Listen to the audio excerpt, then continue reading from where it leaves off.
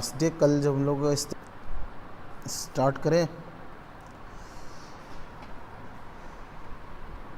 तो last day का हम लोग फिर से थोड़ा सा देख लेते हैं।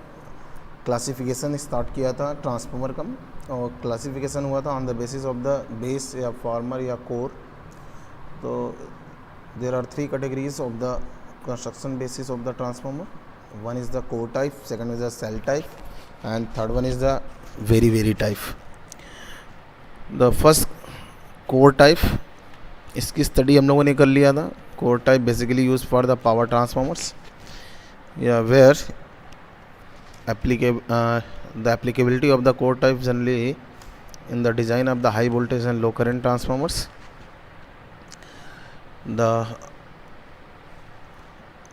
core is surrounded by the bindings.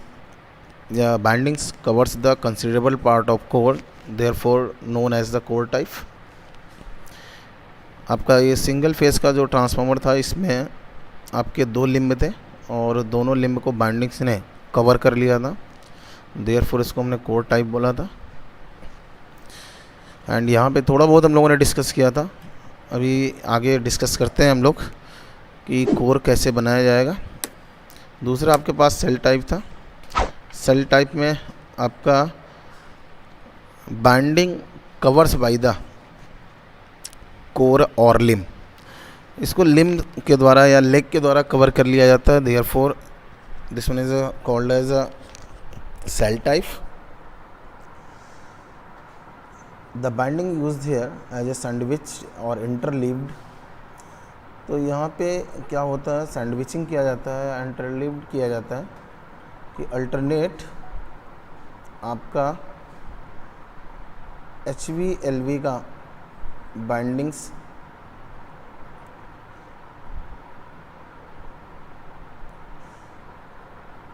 Limb पर व्रैप्ड किए जाते हैं।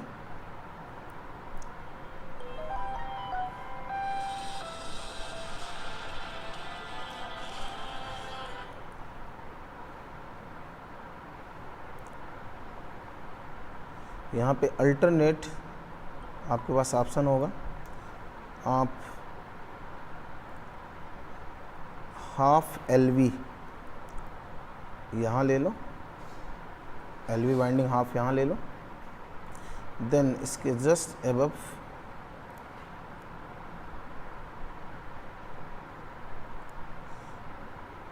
हाफ ऑफ HV ले लो आप।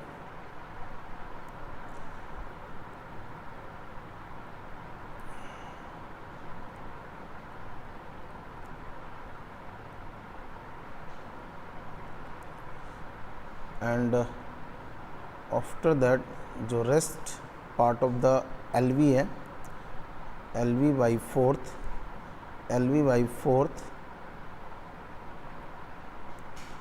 आप near to the steel portion ले लो। तो नाउ दिस वे आपका इंसुलेशन का कॉस्ट भी कम हो जाएगा, उसके साथ साथ लीकेज रिएक्टेंस भी कम हो जाएगा, एंड आपका कॉस्ट ऑफ इंसुलेशन भी कम से कम हो जाएगा।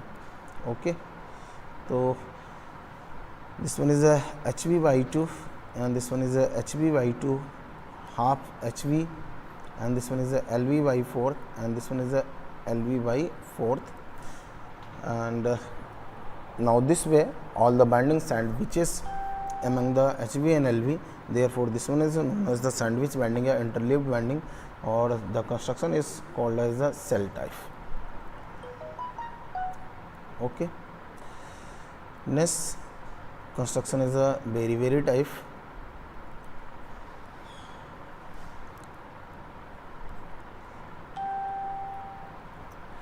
Dairy type construction basically use in the laboratory और scientific purposes.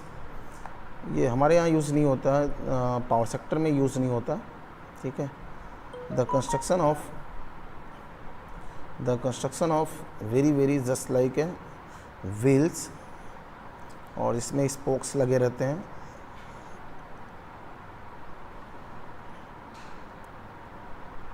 And this one a variable one,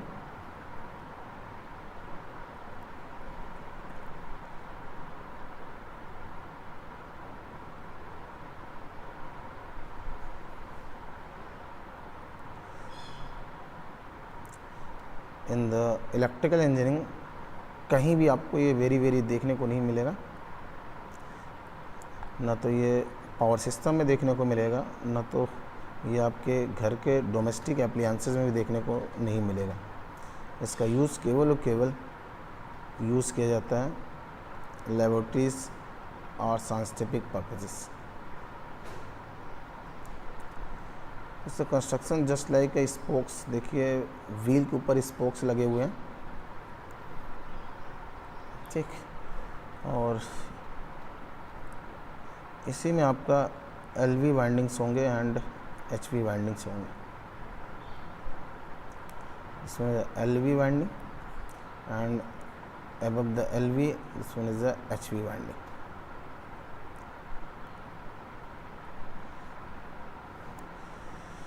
तो वेरी टाइप कंस्ट्रक्शन जो है ये आपका प्रैक्टिकल आपका केवल लेबोरेटरीज एंड साइंटिफिक पर्पस में मिलेगा, आपको पावर सेक्टर में नहीं मिलेगा, देयरफॉर इसकी स्टडी हम लोग नहीं करते हैं, ठीक है। तो this one is a construction of the berry type transformer. तो सबसे ज़्यादा अगर ट्रांसफार्मर कंस्ट्रक्शन के बेस पे यूज़ किया जाता है with by the electrical engineers, तो उसका नाम है कोर टाइप ना। तो कोर टाइप या कहीं भी अगर ट्रांसफार्मर की मैन्युफैक्चरिंग हो रही है तो वहाँ पे remember the point, the manufacturing plants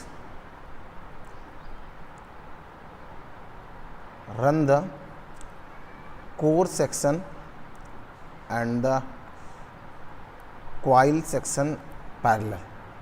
इनके पास सबसे पहला 2 सेक्शंस होते हैं, एक कोर सेक्शन होता है, एक कॉइल सेक्शंस होता है, और ये दोनों पैरेलल में चलते हैं। जैसे ही इनको कोई ट्रांसफार्मर का, जैसे ही किसी ट्रांसफार्मर को इनको प्रिक्योरमेंट के लिए मिल गया तो ये तुरंत के तुरंत डिज़ाइन बनाते हैं और डिज़ाइन उस पर्टिकुलर कंपनी को सेंड करते हैं कि भाई डिज़ाइन ये मैंने बनाया है, अगर एक्सेप्टेबल है आपके एज़ पर रिक्वायरमेंट के लिए आप इसको एक्सेप्ट करिए, और फिर कोटेशन और ये सब प्रोसेस स्टार्ट होता है। तो अगर हम core section and coil section की वहाँ पे बात करें तो जहाँ कोर सेक्शन है यहाँ पे कोर का डिज़ाइन स्टार्ट हो जाएगा एंड कॉइल सेक्शन में वाइंडिंग या कॉइल का डिज़ाइन स्टार्ट हो जाएगा। तो दोनों सेक्शंस पैरेलल में चलते हैं। तो कोर के लिए क्या करते हैं आपको पता है, कोर बेसिकली सिलिकॉन स्टील का यूज़ किया जाता है and this one is a strip में आते हैं। दिस वन स्ट्रिप में कंस्ट्रक्शन होता है। कभी कभार आप देखिएगा आपको रेलवे के जो मालगाड़ी है उसके ऊपर स्ट्रिप लपेटा हुआ मिलेगा, बहुत सारे राउंड जाते हुए मिलेंगे, तो समझ जाइएगा this one is silicon steel है। और बहुत अच्छा परफॉर्मेंस अगर आपको चाहिए तो आपने नाम सुना होगा CRGO, the most preferable magnetic material for the electromagnetism. जिसमें कोल्ड रोल्ड नाम सुना होगा, ग्रेन ओरिएंटेड,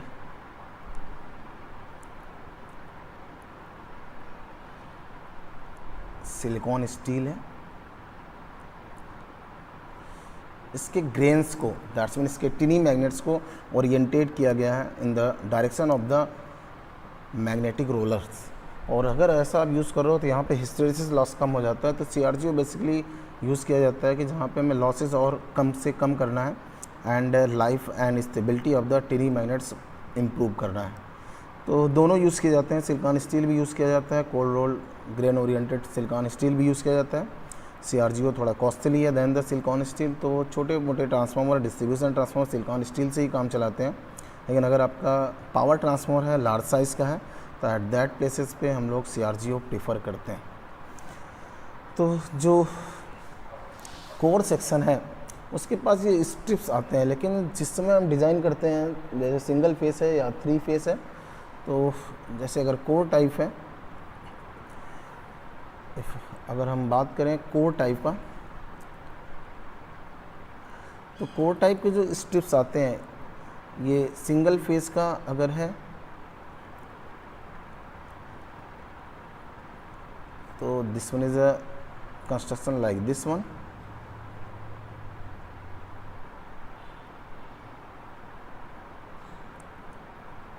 बट अगर ये 3 फेस का है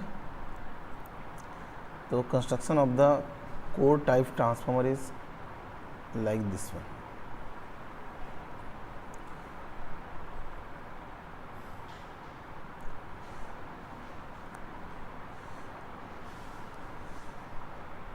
बट अभी आपको मैंने बताया कि जो भी आपका सिलिकॉन स्टील प्रिक्योर किया जाता है, परचेज किया जाता है, वो this one is a strips में होते हैं और ये राउंड कॉइल में आते हैं, ठीक है। तो दैट्स मीन अगर आपको ट्रांसफार्मर का कोर डिज़ाइन करना है तो आपको इनके ऊपर भी मशीनिंग करना पड़ेगा, कुछ काम करना पड़ेगा। तो जो आपके कोर होते हैं ये या तो आई सेक्शन में डिज़ाइन किए जाते हैं या तो आपका ई सेक्शन, यू सेक्शन में डिज़ाइन किए जाते हैं। दैट्स मीन हो सकता है आपके पास आई सेक्शन इस तरह हो,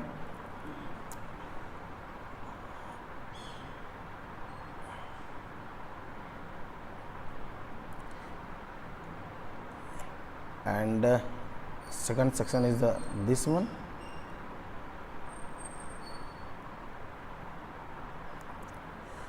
and third section is this one,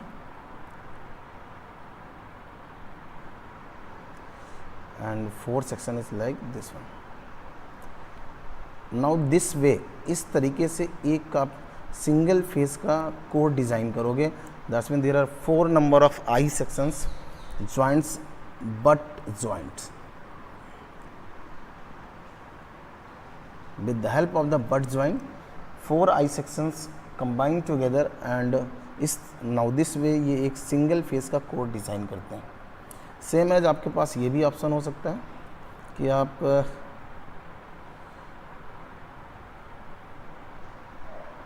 L section use कर लो,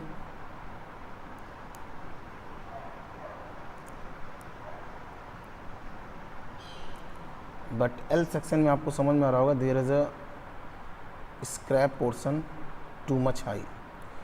अगर आप एल सेक्शन यूज़ कर रहे हो तो यहाँ पे स्क्रैप का प्रतिशत परसेंटेज बढ़ना शुरू हो जाएगा। And here is the butt joint and here is also a butt joint. तो 2 पोर्शन में बट जॉइंट रहेंगे। यहाँ अगर आई सेक्शन यूज़ कर रहे हो यहाँ 4 पोर्शन पे बट जॉइंट होगा।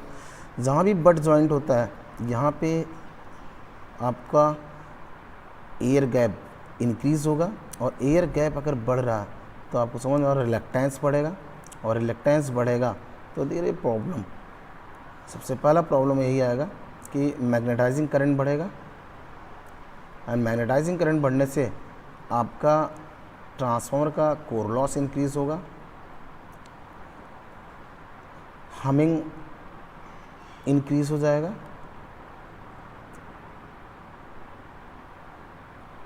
सर मैग्नेटिक हमिंग ये बढ़ जाएगा, नॉइज़ बढ़ेगा, उसके साथ साथ मैकेनिकल स्ट्रेंथ पुअर होगा।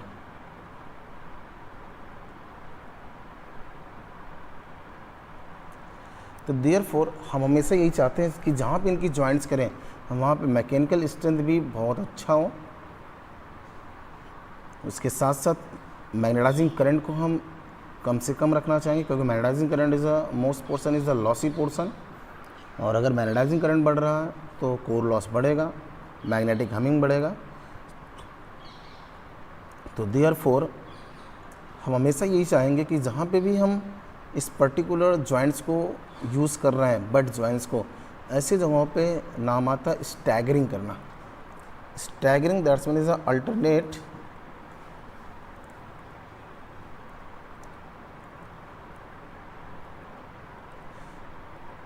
स्टैगरिंग करना, that's mean is a alternate layers of the silicon steel हम लोग इस तरह से ऐड करें कि एक पोर्शन आपके अल्टरनेट सिलिकॉन लेयर का प्रोजेक्टेड फॉर्म में हो, दूसरा ग्रुप्स कटे हों और एक दूसरे का उसमें क्या हो जाए, जॉइंट्स हो जाए। और इस तरह से अगर जॉइंट्स स्टैगरिंग कर देंगे तो जॉइंट्स में एयर गैप नहीं आएगा, उसके साथ साथ मैकेनिकल स्ट्रेंथ इम्प्रूव हो जाएगा।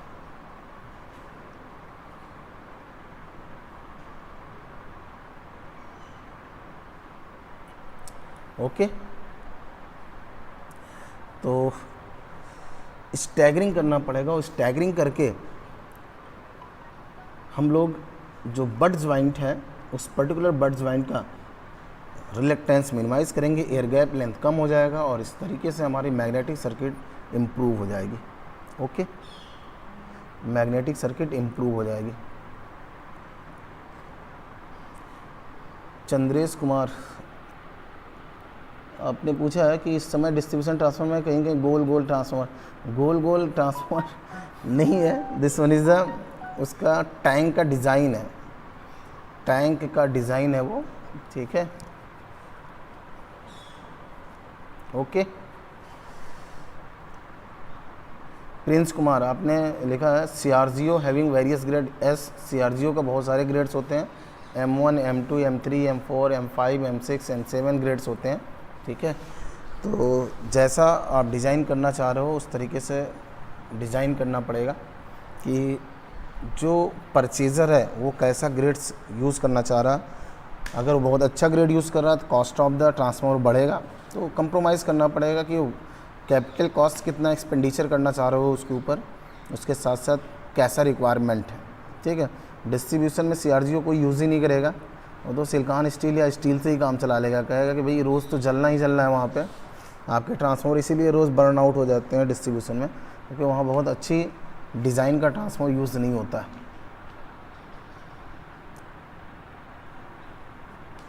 प्रिंस कुमार, आपने लिखा सिंगल फेज में 3 लिम्स भी होते हैं लेकिन वो सेल टाइप होगा, तो सेल टाइप में सिंगल फेज में 3 लिम्ब होंगे। Prince Kumar,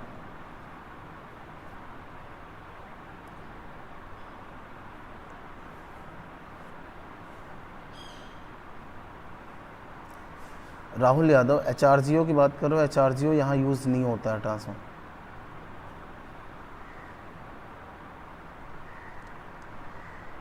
clear. तो जहाँ जहाँ बट जॉइंट आएगा वहाँ पे स्टैगरिंग किया जाएगा और स्टैगरिंग करके एयर गैप लेंथ को कम किया जाएगा, और एयर गैप लेंथ अगर वहाँ पे नहीं है, जॉइंट्स नहीं है, तो मैग्नेटिक सर्किट का परफॉर्मेंस इम्प्रूव हो जाएगा, ठीक है। तो वो स्टैगरिंग, सबसे पहली बात स्टैगरिंग याद रखिएगा, स्टैगरिंग किया जाता है। ऐसे आप आई सेक्शन के साथ साथ आप ई सेक्शन और यू सेक्शन भी यूज़ कर सकते हो। That means this section also used for the construction of the core of the transformer.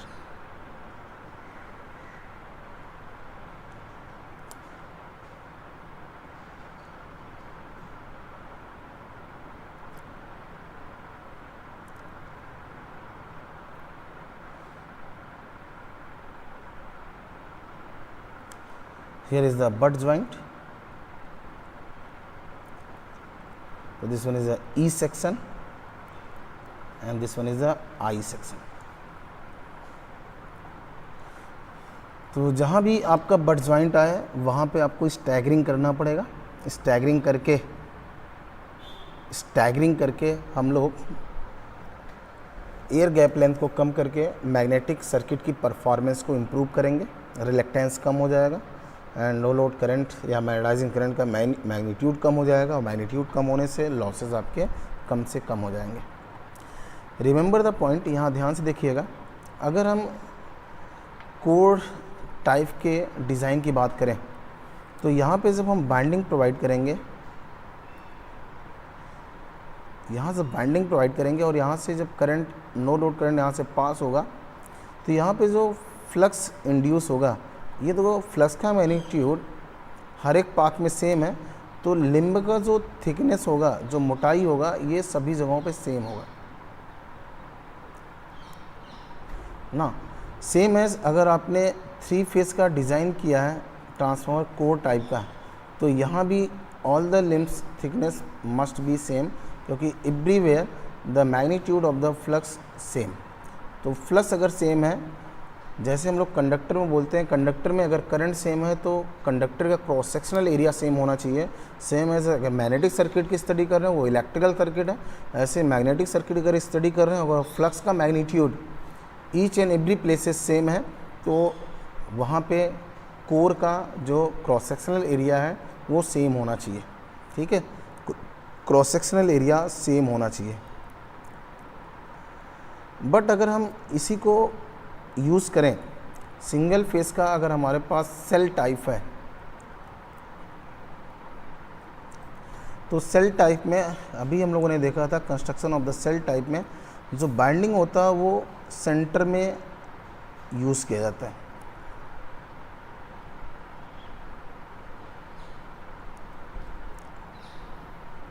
Binding always used at the centre of the core.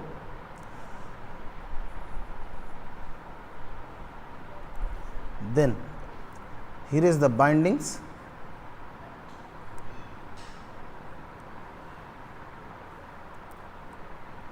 तो ध्यान से देखना यहाँ जब फ्लक्स डेवलप होगा तो फ्लक्स को दो पाथ मिलेंगे, one is the this path and second is the left side path. Right side and left side दोनों साइड में इसको पाथ मिलेगा and there is a magnetic node at this point. Then आपको समझना जहाँ पे नोड बनता है, अगर इलेक्ट्रिकल सर्किट पढ़ते हैं वहाँ करंट डिवाइड हो जाता है, सेम एज जहाँ पे मैग्नेटिक नोड मिलेगा वहाँ पे फ्लक्स डिवाइड हो जाएगा। That's mean 5/2 and 5/2 flux passes from the left limb and the right limb. तो देयरफॉर यहाँ पे जब फ्लक्स आधा हो गया तो इसका क्रॉस सेक्शनल एरिया कम होगा। क्रॉस सेक्शनल एरिया आपका राइट एंड लेफ्ट लिम का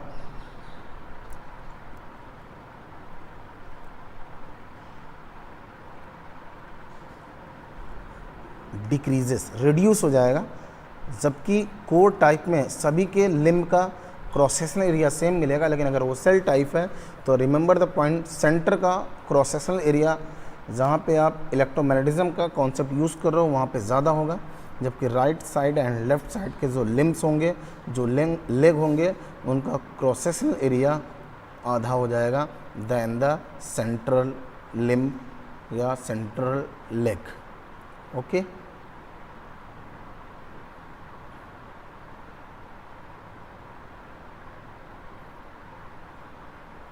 कोई कंफ्यूजन?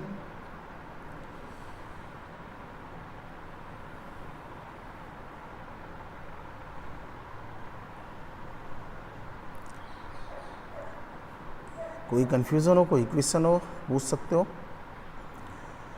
तो ये अभी तक construction on the basis of the base या फार्मर के अकॉर्डिंग ट्रांसफार्मर को कितने कैटेगरीज में डिवाइड किया गया था।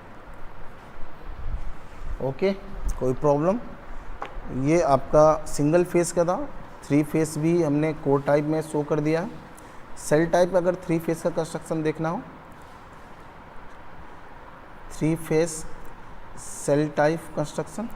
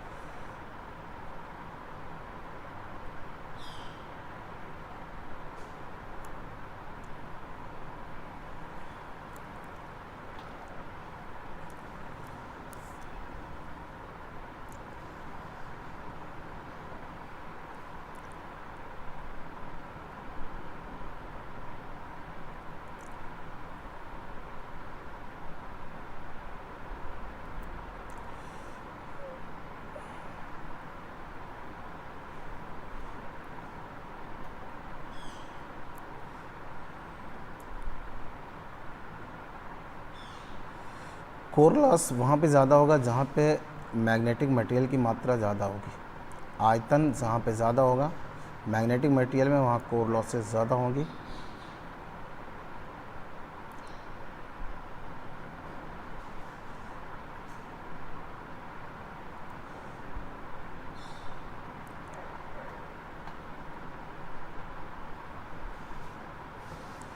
तो देखो यहीं पे सेंटर लिम में ही HV LV दोनों बाइंडिंग हो जाएगा। ये R फेज़ है, ये Y फेज़ है and this one is a B phase. तो सेंट्रल लिंब में ही केवल यहाँ पे वाइंडिंग प्रोवाइड किया जाएगा। This one is a shell type construction. Remember the point, यहाँ पे जो विंडो होगा दिस वन इज 6 विंडो होंगे। 6 window is equal to 6 in shell type. अगर वो 3 फेस का है, लेकिन अगर ये कोर टाइप का विंडो होता, कोर टाइप का होता, तो वहाँ window is equal to the only is the 2। The window basically use for the cooling, और विंडो के एरिया से ही किसी पर्टिकुलर ट्रांसफार्मर के रेटिंग भी डिफाइंड होता है। इसका मतलब अगर सेल टाइप हम यूज़ करें 3 फेस का, उसकी रेटिंग ज़्यादा होगी दैन द कोर टाइप, क्योंकि जितना विंडो अधिक होगा उतना ही रेटिंग ऑफ ट्रांसफार्मर इंक्रीज़ होगा, क्योंकि इसकी कूलिंग नेचर अच्छी होगी, और जितना अच्छे से आप कूल किसी को कर सकते हो ट्रांसफार्मर को, अल्टरनेटर को, उसकी रेटिंग उतनी ही बढ़ती चली जाएगी। तो सेल टाइप का जो ट्रांसफार्मर यहाँ 6 विंडो अवेलेबल होंगे, जबकि आपका जो कोर टाइप है वहाँ पे 3 फेस में केवल 2 विंडो अवेलेबल होंगे। जबकि सेल टाइप अगर सिंगल फेस का है तो वहाँ पे 2 विंडो होंगे, और अगर कोर टाइप का है तो वहाँ पे केवल 1 विंडो होगा। ठीक है, तो जैसे जैसे विंडो का एरिया आप बढ़ाते जाओगे वैसे वैसे कूलिंग बढ़ेगा, और जैसे जैसे कूलिंग बढ़ेगा वैसे वैसे उस पर्टिकुलर ट्रांसफार्मर का रेटिंग बढ़ेगा। क्लियर? तो यहाँ पे जो कोर होगा, core this one is a laminated strip में यूज़ किए जाते हैं, लैमिनेटेड कोर यूज़ किए जाएंगे। लैमिनेटेड कोर यूज़ किया जाता है फॉर रिड्यूसिंग द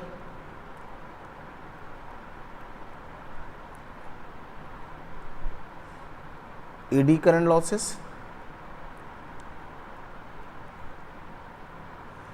अगर आप नॉर्मल फ्रीक्वेंसी का ट्रांसफार्मर डिज़ाइन करना चाह रहे हो, नॉर्मल फ्रीक्वेंसी या frequency range from the 40 hertz to 200 hertz, then you have to prefer the 0.0352 to 0.5 mm thickness strip. But अगर आप यूज़ करना चाह रहे हो हाई फ्रीक्वेंसी के लिए, हाई फ्रीक्वेंसी का अगर ट्रांसफार्मर आप डिज़ाइन करना चाह रहे हो फॉर द कम्युनिकेशन पर्पस या एनी अदर पर्पस, तो वहाँ पे आपको यूज़ करना पड़ेगा, ज़्यादा थिकनेस भी यूज़ कर सकते हो, दैट्स मीन 1 mm तक यूज़ कर सकते हो, and the material will be the ferrites. तो वहाँ पे आप CRGO नहीं यूज़ करिएगा, जहाँ पे फ्रीक्वेंसी बहुत अधिक हो, तो वहाँ पे आप रेजिस्टिविटी बढ़ा लीजिएगा जिससे लॉस कम हो जाए, एडी करंट लॉस, तो वहाँ पे आप यूज़ करोगे फेराइट्स मटेरियल। ठीक है, for reducing the eddy current loss of the magnetic material. तो लेमिनेशन स्ट्रिप 0.35 से लेकर 0.5 mm तक यूज़ करिएगा अगर अच्छे परफॉर्मेंस का अगर आपको चाहिए ट्रांसफार्मर। जब आपके पास नॉर्मल फ्रीक्वेंसी हो 40 हर्ट्ज से लेकर 200 हर्ट्ज तक, लेकिन हाई फ्रीक्वेंसी हो kilo hertz and mega hertz में, at that places you have to prefer the ferrites magnetic materials, and उनका थिकनेस आप बढ़ा लीजिएगा, 1 mm तक यूज़ कर लीजिएगा। Okay,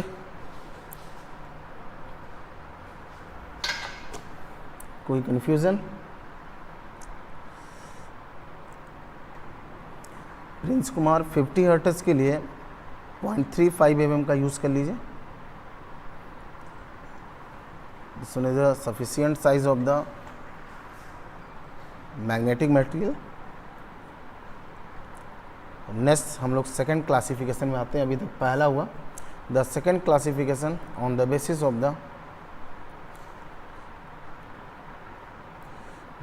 of number of phases, कि how much is the phases in the transformer, उसके बेस पे भी ट्रांसफार्मर को क्लासिफाइड किया गया है।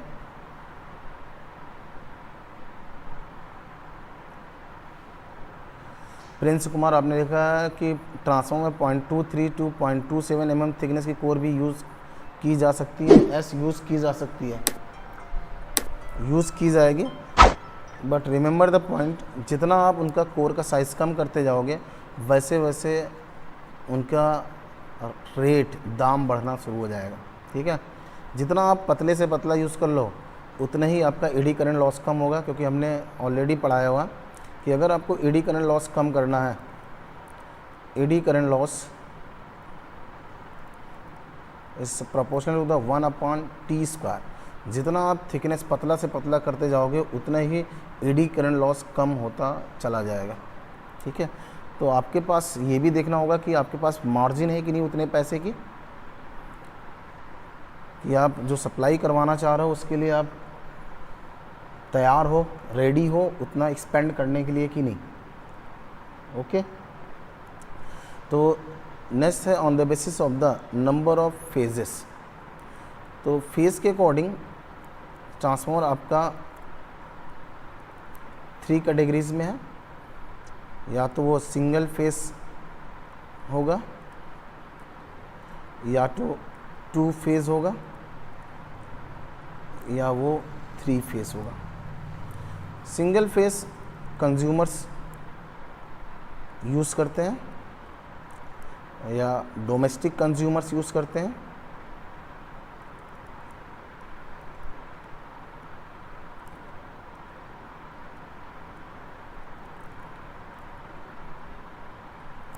Two phase basically used in the arc furnaces and traction transformer। जो ट्रैक्शन आप देखिएगा, जो इलेक्ट्रोमोटिव इलेक्ट्रिक ट्रेनें चल रही है तो वहाँ देखिएगा आपको TSS मिलेगा, ट्रैक्शन सब स्टेशंस, तो वहाँ एक ट्रांसफार्मर लगा होगा, वो 2 फेज़ का होता है। ठीक है, 2 फेज़ का होता है। Incoming is 2 phase and outgoing is a single phase and worth one phase is solidly grounded. Okay, and 3 phase आपको दिखेगा वहाँ पे यूज़ किया जाएगा जहाँ पे 3 फेज़ या 3 वायर या 3 फेज़ 4 वायर के सप्लाई सिस्टम होंगे। दैट्स मीन 3 फेज़ का आपका ट्रांसमिशन में भी देखने को मिलेगा एंड डिस्ट्रीब्यूशन में भी देखने को मिलेगा। तो फेज़ के बेसिस पे आपका ट्रांसफार्मर डिफाइन किया गया है। 3 तरीके होगा, या तो सिंगल फेज़ होगा, या तो वो 2 फेज़ होगा, या तो वो 3 फेज़ होगा। Okay,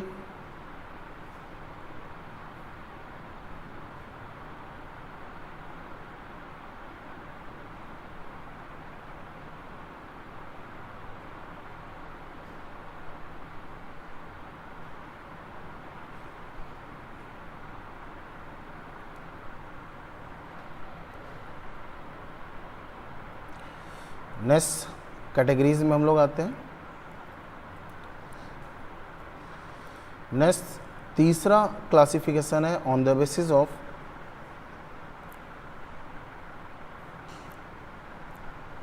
number of windings.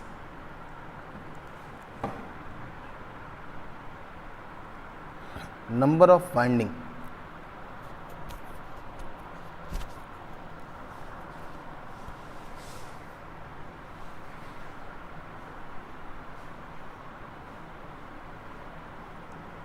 On the basis of number of winding. Number of winding के बेस पे भी ट्रांसफार्मर को क्लासिफाइड किया गया है। The first one is a single winding transformer या 1 वाइंडिंग ट्रांसफार्मर, एंड इसको हम लोग कमर्शियली कहते हैं this one is a auto transformer.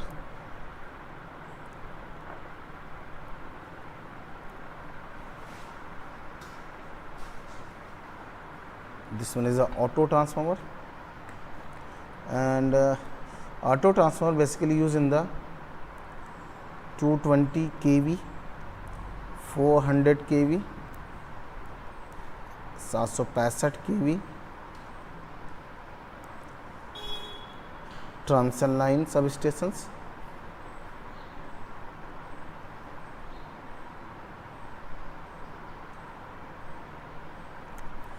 where transformation ratio, that's mean K, LV upon HV tends towards the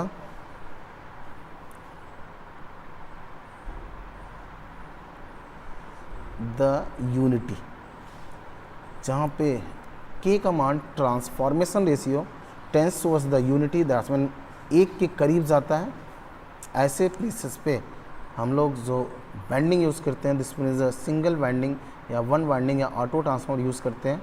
और ये बेसिकली आपको मिलेगा जहाँ पे आपका सपोज करो 220/132 kV का सब स्टेशन है, तो ऐसे प्लेस पे LV is equal to the 132 and HV is equal to the 220। तो the ratio of LV upon HV is given by the 132/220 and 132/220, this is equal to the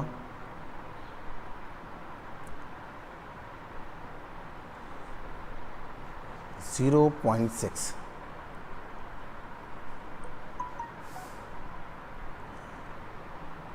and if the value of K less than 0.5, wait for 1 minute.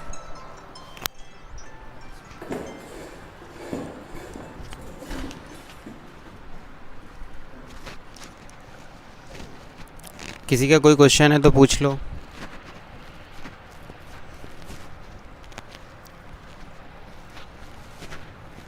जिसे जो confusion है पूछ सकता है। 5 minute का break है, sir आके सबके क्वेश्चन का रिप्लाई करेंगे।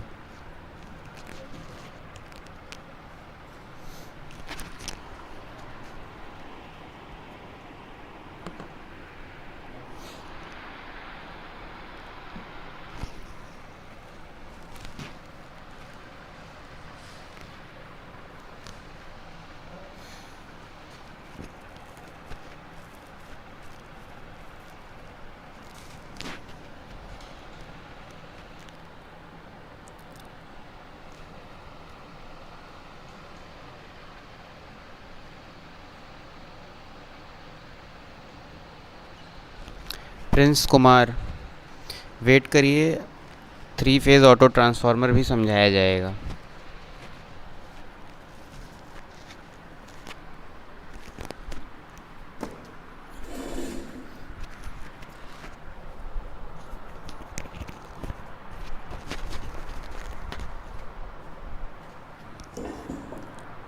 तो if the K is less than 0.5, that's mean HV upon LV का मान अगर 0.5 से कम है तो एट दैट प्लेसेस हम लोग यूज़ करते हैं 2 वाइंडिंग ट्रांसफॉर्मर्स। दैट्स मीन एक वाइंडिंग ना हो के वहाँ 2 वाइंडिंग होगा। That's mean one is the HV winding and second is the LV winding. तो ये आपको देखने मिलेगा all the distribution transformer.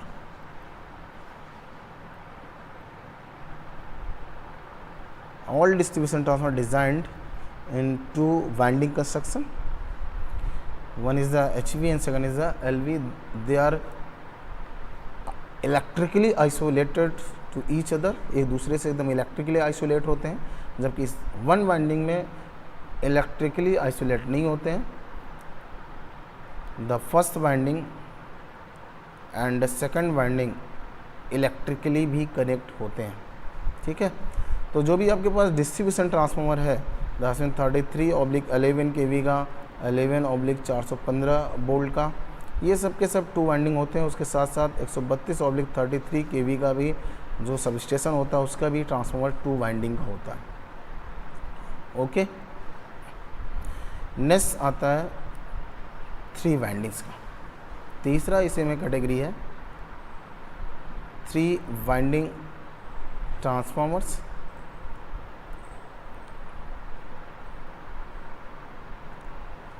That's mean suppose करो स्टार स्टार है, कोई ट्रांसफार्मर है, प्राइमरी भी स्टार है, पहली वाइंडिंग स्टार है एंड दूसरी वाइंडिंग भी स्टार है। तो इसमें एक तीसरी वाइंडिंग भी होती है, this one is a delta connected winding. और तीसरी वाइंडिंग को हम लोग टेक्निकली नाम एक देते हैं जिसका नाम है tertiary winding.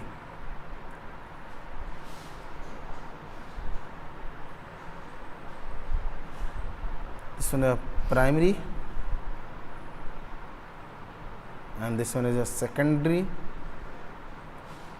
and third one is the tertiary winding, and tertiary winding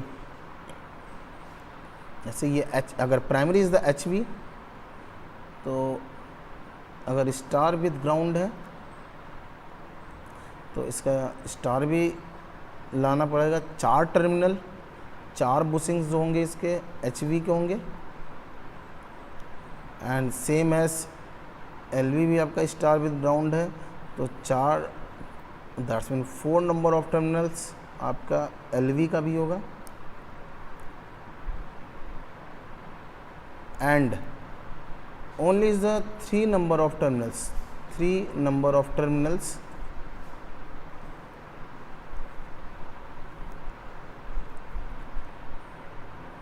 coming from the tertiary winding, और ये टर्मिनल्स या बुशिंग्स आपको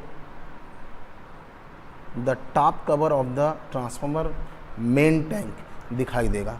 3 बुशिंग्स आपको छोटे छोटे डेल्टा कनेक्टेड के दिखाई देंगे टर्सरी के, एंड 4 बड़े बड़े बुशिंग्स आपको एचवी के दिखाई देंगे, एंड 3 उससे छोटा बुशिंग जैसा रेटिंग हो 132/33 हो ही नहीं सकता टर्सरी, वहाँ पे 220 kV ऑब्लिक 132 kV का सबस्टेशन है, तो oblique 11 kV, this one tertiary हो गया, this one is the primary, second one is the secondary, and 11 kV is the tertiary. Okay, तो टर्सरी वाइंडिंग भी यूज़ किया जाता है।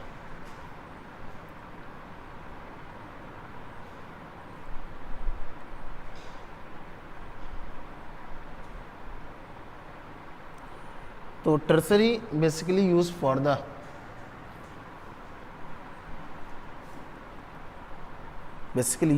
The reducing the harmonics in the system।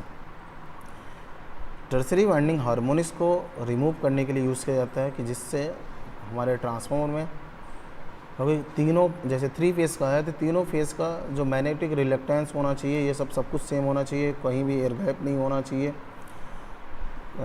Magnetic distortion नहीं होना चाहिए। अगर ये सब होगा तो हार्मोनिक्स पैदा होगा, तो हार्मोनिक्स जो पैदा होता है उसको रिड्यूस करने के लिए हम लोग delta connected tertiary winding use करते हैं। उसके साथ साथ आप टर्सरी से स्मॉल पावर, दैट्स मीन जिस सब स्टेशन पे आप इसका यूज़ कर रहे हो उस पर्टिकुलर सब स्टेशन पे आप इसको यूज़ कर सकते हो फॉर द स्मॉल पावर के लिए, ठीक है, तो ये भी कर सकते हो। तो जितने हाई वोल्टेज के ट्रांसफार्मर होते हैं वहाँ पे हार्मोनिक्स कंटेंट ज़्यादा होता है और हार्मोनिक कंटेंट बहुत ज़्यादा है, तो आपको वहाँ पे टर्सरी बाइंडिंग यूज़ करना पड़ेगा। ओके,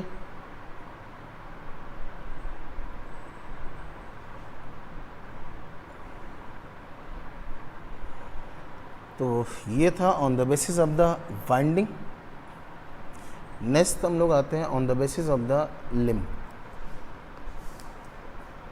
या लेग। तो 4th क्लासिफिकेशन है, केवल और केवल अभी हम क्लासिफिकेशन स्टडी कर रहे हैं on the basis of number of legs और लिम्ब।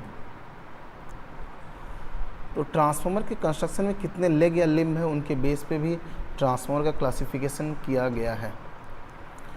तो सबसे पहला ये 2 लिम्ब का हो सकता है या 2 लेग का हो सकता है, देन 3 लिम्ब का हो सकता है या लेग का हो सकता है, and last one is the 5 limb और लेग का हो सकता है।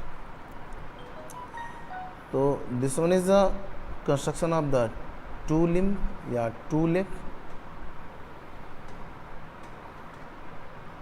This one is first leg or limb, and this one is second leg or limb, same as आपका 3 लिम्ब का भी हो सकता है।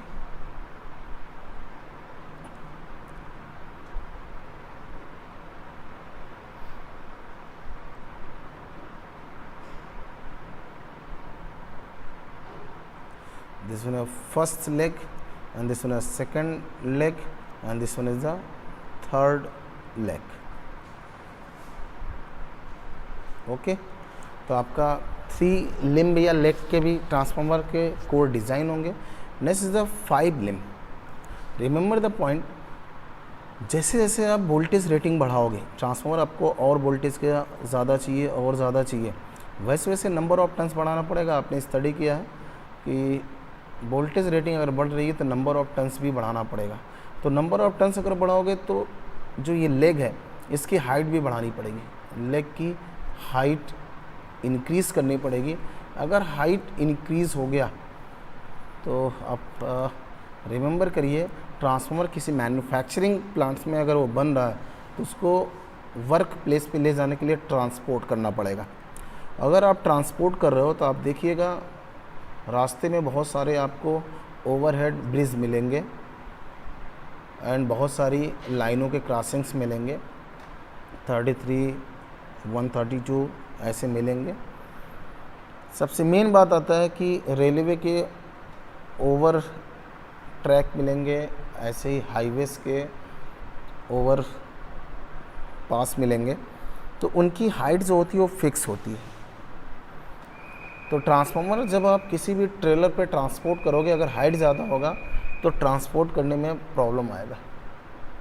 देयरफॉर हम जो भी NHI है या PWD है उसका नॉर्म्स देख लेते हैं कि वो कितना हाइट अपने ओवर ब्रिज का रखते हैं, ठीक है। तो हमें जो ट्रांसफार्मर डिज़ाइन करना होगा उसकी हाइट उस पर्टिकुलर गैप से ज़्यादा नहीं होनी चाहिए जहाँ से हमें लेके जाना है। तो जब इसका रेटिंग आप बढ़ाओगे, 765 करोगे या 1200 kV तक का आज यूज़ हो रहा है, तो 1200 kV करोगे तो आपको समझ में आना चाहिए कि उस पर्टिकुलर ट्रांसफार्मर का हाइट ज़्यादा नहीं होना चाहिए। जबकि अगर आप वोल्टेज रेटिंग बढ़ा रहे हो तो नंबर ऑफ टर्न्स बढ़ाना ही बढ़ाना पड़ेगा। तो ऐसे कंडीशंस में आप अब 3 लिम्ब का ना यूज़ करके 5 लिम्ब का ट्रांसफार्मर मैन्युफैक्चरर डिज़ाइन करता है, जिससे कि उसकी हाइट को क्या कर दे, वो रिड्यूस कर दे। तो आप देखोगे आपको 5 लिम्ब के ट्रांसफार्मर दिखाई देंगे, लेकिन वो बहुत हाई रेटिंग के ट्रांसफार्मर होंगे, उसका वोल्टेज रेटिंग का मान बहुत अधिक होगा। This one is first limb, this one is the second limb and this one is the third limb and this one is the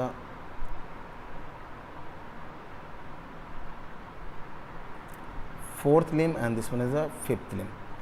तो 5 लिम्ब का, 5 लिम्ब या लेग का ट्रांसफार्मर तभी यूज़ किया जाता है जब हमें उस पर्टिकुलर ट्रांसफार्मर की हाइट को रिड्यूस करने की ज़रूरत पड़े, क्योंकि जैसे जैसे नंबर ऑफ टर्न्स बढ़ेगा वैसे वैसे लेग का या लिम्ब का साइज़ बढ़ाना पड़ेगा। क्योंकि नंबर ऑफ टर्न्स बढ़ रहा है तो आपको हाउस करना है लेग पे या लिम्ब पे, तो हाइट इंक्रीज़ करना पड़ेगा। तो ऐसे कंडीशंस में हम लोग 5 लिम्ब का यूज़ करते हैं, जिससे कि उसकी हाइट क्या हो जाए, रिड्यूस हो जाए।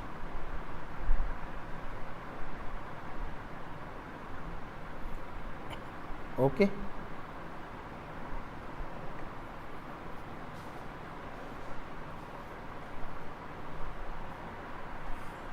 कोई कंफ्यूजन?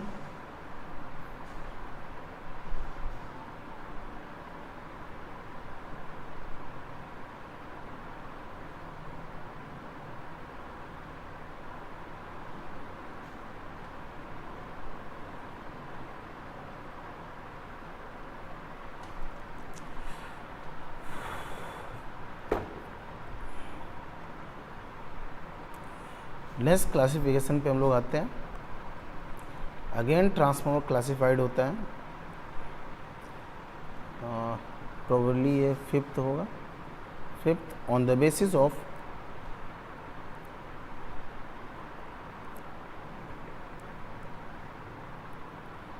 Voltage level.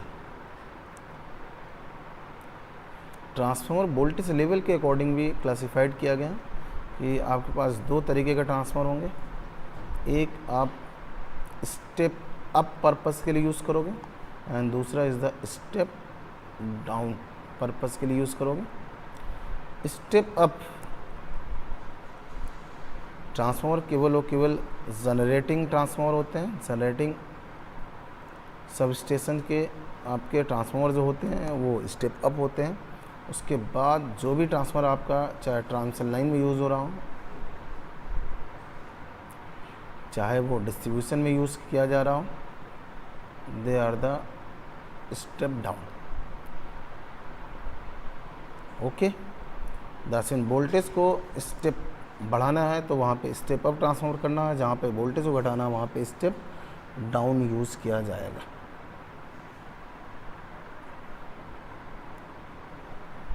ओके, तो जनरेटिंग एंड पे आप यूज़ करोगे step up, and transmission and distribution में आप यूज़ करोगे step down transformer. Okay, next हम लोग आते हैं 6 नंबर। फिर से कैसे हम ट्रांसफार्मर को क्लासिफाइड करेंगे, तो on the basis of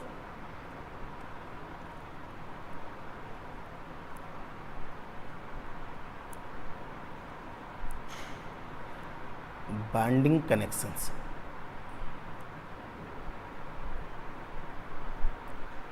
transformer के वाइंडिंग के कनेक्शन से भी ट्रांसफार्मर क्लासिफाइड होता है। तो सबसे पहला आपके पास जो होगा वो may be the primary is connected in the star way and secondary is connected also in star way, और स्टार विथ ग्राउंड हो जाए। सेकंड हो सकता है they may be connected in the delta delta, primary is connected in the delta way and secondary is connected in the delta way. Third हो सकता है one is primary is connected in the star with ground and secondary is connected in the delta way, and fourth may be the primary is connected in the delta way and secondary is connected in the star with ground. Fifth, they may be connected in the open delta. Sixth, they may be connected in the zigzag. Seventh, they may be connected in the TT or Scott. तो winding का connection किस तरीके का है उसके according भी आप transformer का क्लासिफिकेशन कर सकते हो। They may be connected in the star with ground, और may be connected in the delta delta, और star primary is star grounded and second is the delta way. Fourth में हमने देखा primary is connected the delta way and secondary is connected in the star with ground. Fifth, they may be connected in the open delta, and six zigzag, and 7 is the Scott or TT connection.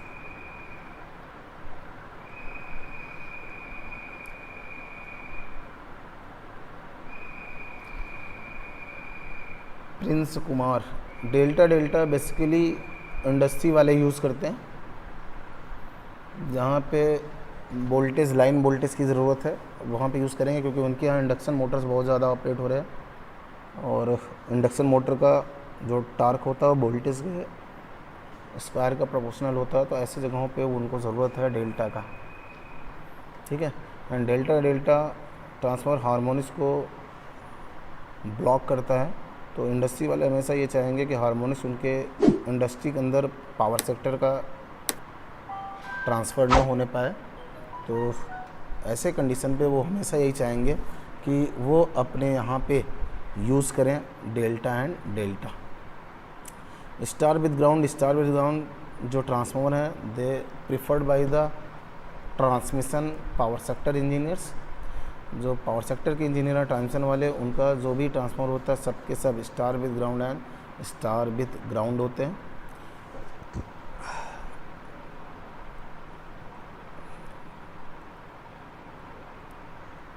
Okay, delta delta industry use करेगा, big industry use करेगा, उसको benefits मिलेगा। Transmission वाले star with ground इसलिए use कर रहे हैं क्योंकि बल्क पावर लेके जा रहे हैं और वोल्टेज बहुत ज़्यादा है, तो ये चाहते हैं कि नंबर ऑफ टन्स कम यूज़ किया जाए, क्योंकि यहाँ यूटिलाइजेशन नहीं हो रहा, तो देयरफॉर ये हमेशा ये चाहेंगे कि स्टार में यूज़ करें। स्टार में यूज़ करने से 1/√3 टन्स की ज़रूरत कम पड़ेगी, उसके साथ साथ ग्राउंडेड है तो प्रोटेक्शन भी बहुत सेंसिटिव रिलायबल यूज़ कर सकते हैं, तो ट्रांजिशन वाले स्टार विद ग्राउंड यूज़ करेंगे। इंडस्ट्री डेल्टा यूज़ करेगा क्योंकि वो चाहता है कि वोल्टेज की मैग्नीट्यूड लाइन के बराबर मिल जाए, जिससे कि मोटर्स जो ऑपरेट हो रहे हैं उनको लाइन वोल्टेज मिले। उसके साथ साथ ये चाहते हैं कि हार्मोनिक्स कम से कम उनके इंडस्ट्री में इंटर कर पाए, उसको हम सब स्टेशन से पहले ही ब्लॉक कर दें, तो डेल्टा कनेक्शन हार्मोनिक्स को ब्लॉक कर देगा। देन आपके पास है star with ground and delta. This one is a special condition है, किसी पर्टिकुलर इंडस्ट्री के द्वारा डिज़ाइन करने की ज़रूरत पड़ेगी कि हम स्टार विद ग्राउंड और डेल्टा यूज़ करना चाह रहे हैं, तो वो यूज़ करेगा, नहीं तो ये बहुत रेयर केस में यूज़ होगा। आफ्टर दैट है आपके पास डेल्टा,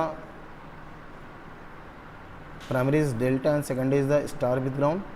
ये यूज़ करते हैं, डिस्ट्रीब्यूशन वाले यूज़ कर सकते हैं कि जहाँ पे 11 kV ऑब्लिक 415 वोल्ट का है, तो 415 वोल्ट पे न्यूट्रल भी चाहिए, तो ऐसे कंडीशन में वो यूज़ करेंगे डिस्ट्रीब्यूशन वाले कि कंज्यूमर के घर पे हार्मोनिक्स भी ना जाए, उसके साथ साथ कंज्यूमर्स को न्यूट्रल पॉइंट भी मिल जाए, क्योंकि ज़रूरी नहीं है वो 415 वोल्ट हमेशा यूज़ करें, बहुत सारे कंज्यूमर्स 230 वोल्ट को यूज़ करेंगे। ओके,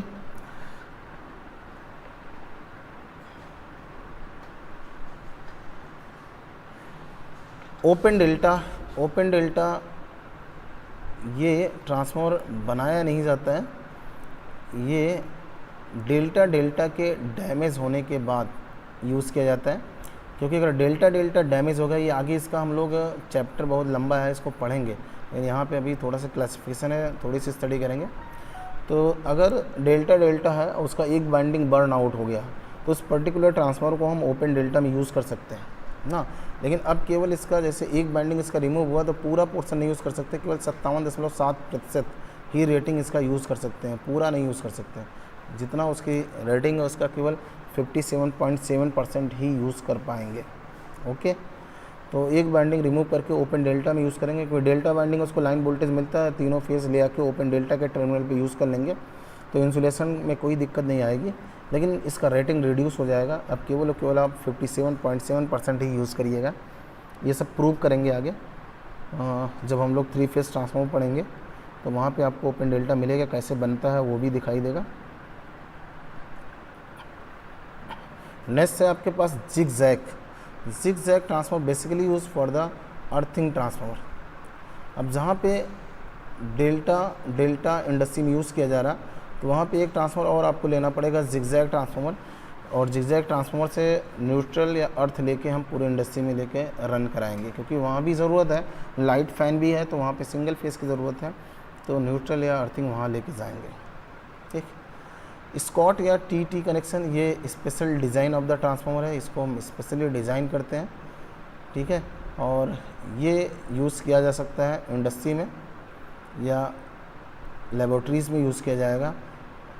बेसिकली यूज़ किया जाता है 3 फेज़ को हम 2 फेज़ में कन्वर्जन के लिए इसका एप्लीकेशन लेते हैं, कि जब हमें 3 फेज़ की पावर को 2 फेज़ के पावर में कन्वर्ट करने की ज़रूरत होती है, ऐसे कंडीशंस में हम लोग टी स्कॉट कनेक्शन का यूज़ करते हैं।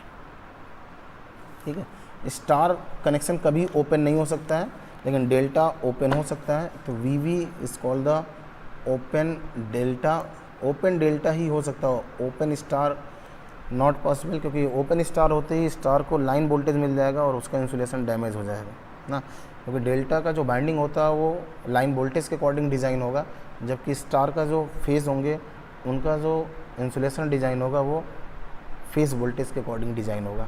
और आपको पता है line voltage and phase voltage में √3 टाइम्स का डिफरेंस होता है, therefore open star never possible, लेकिन ओपन डेल्टा पॉसिबल है। तो इंडस्ट्री वाले ही ओपन डेल्टा में रन कर सकते हैं, क्लियर, और आप पावर सेक्टर वाले इसका यूज़ नहीं करते। आगे बढ़े, नेक्स्ट हम लोग आते हैं 7th पॉइंट है on the basis of cooling.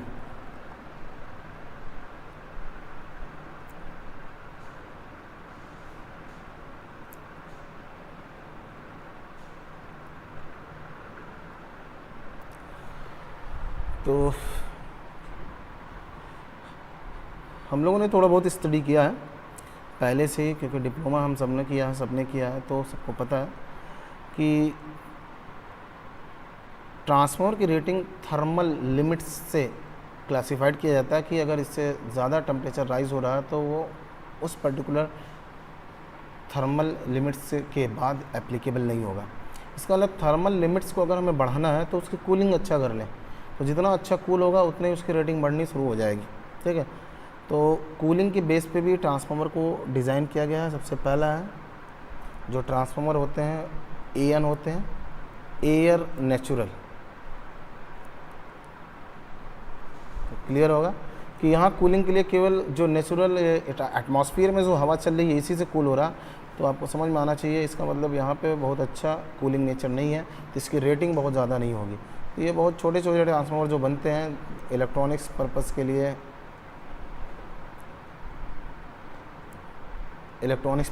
लिए, कहीं कहीं स्मॉल रेटिंग के वेल्डिंग ट्रांसफार्मर है,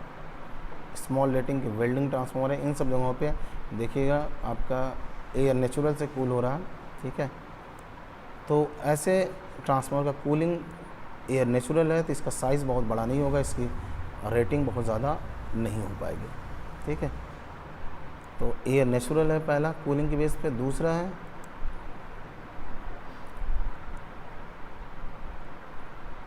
ऑयल नेचुरल, ON। तो अब देखिएगा डिस्ट्रीब्यूशन ट्रांसफार्मर बहुत सारे होंगे, उनका जो कूलिंग प्रोवाइड किया गया है, बाइंडिंग की कूलिंग जो प्रोवाइड की गई है, उसमें तेल भरा रहता है। उस तेल से ट्रांसफार्मर का जो ऑयल है, उसी तेल से वो एज ए इंसुलेशन का भी काम करवाते हैं, एज ए कूलेंट का भी काम कराते हैं। तो तेल से कूलिंग हो रहा है, लेकिन वो नेचुरली है, कोई वहाँ हमने फोर्स्ड अप्लाइड नहीं किया है कि टर्बुलेंट मोशन हो, तेल ऊपर नीचे हो, गर्म तेल ऊपर जाए ठंडा नीचे आए, ऐसा हमने कभी यूज़ नहीं किया। तो वो ऑयल नेचुरल होगा, तो इसकी भी रेटिंग बहुत अधिक नहीं होगी। आप देखे होंगे 25 kVA, 63 kVA, 100 kVA, इन सब के जो ट्रांसफार्मर होंगे this one is a ON cooled transformer होंगे।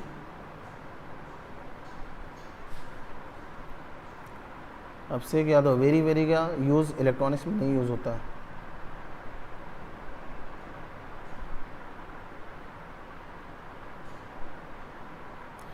Prince Kumar, standard limit temperature rise का नहीं है। जब तक कूलिंग आप कौन सा प्रोवाइड कर रहे हो तब तक उसका टेम्परेचर राइज पता नहीं चलेगा। Temperature rise is limited by the insulation level. Insulation level आप कौन सा प्रोवाइड कर रहे हो, class A, class B, class Y, आपको पता है। तो क्लास C यूज़ कर रहे हो तो आपको पता है 180 डिग्री सेल्सियस तक जा सकते हैं। क्लास B है तो आपको पता है 130 तक जा सकते हैं। तो कौन सा इंसुलेशन ग्रेड वहाँ यूज़ कर रहे हो, तो this one is limits of the temperature rise, उसके नीचे ही आप लेके आइएगा।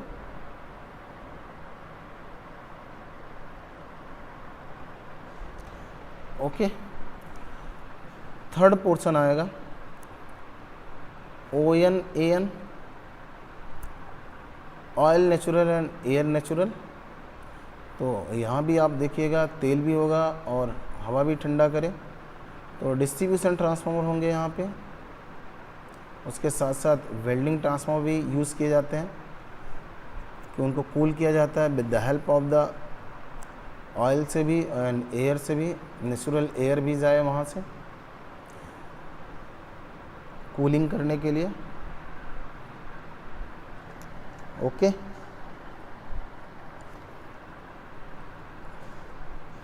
Fourth point is the ONAF है, oil natural and air forced है। तो ऐसे क्लासिफिकेशन का ट्रांसफार्मर उस जगहों पे यूज़ किया जाता है जहाँ रेटिंग और बढ़ानी है कि आपने हवा का बौछार उस पर्टिकुलर मेन टैंक के ऊपर प्रोवाइड किया है, रेडिएटर के ऊपर प्रोवाइड किया है, जिससे कूलिंग रेट बढ़ जाए। और कूलिंग रेट अगर बढ़ जाएगा तो उसका ट्रांसफार्मर का रेटिंग भी बढ़ जाएगा। तो ONAF रेटिंग और बढ़ेगा उस ट्रांसफार्मर का। तो ये आप देखिएगा पावर ट्रांसफार्मर भी यूज़ किए जाते हैं ONAF के। उसके साथ साथ डिस्ट्रीब्यूशन ट्रांसफार्मर भी यूज़ किए जाते हैं ONAF के। ओके, एक इसमें से मिस हो गया था, AF भी है, एयर फोर्स भी है। एयर फोर्स आप देखिएगा, छोटे छोटे ट्रांसफार्मर इलेक्ट्रॉनिक्स में या स्टेबलाइज़र में या इंडक्शन में कहीं भी यूज़ किया होगा आपने, तो वहाँ पे देखिएगा ब्लोवर लगे होंगे, और blower use for the cooling of the transformer.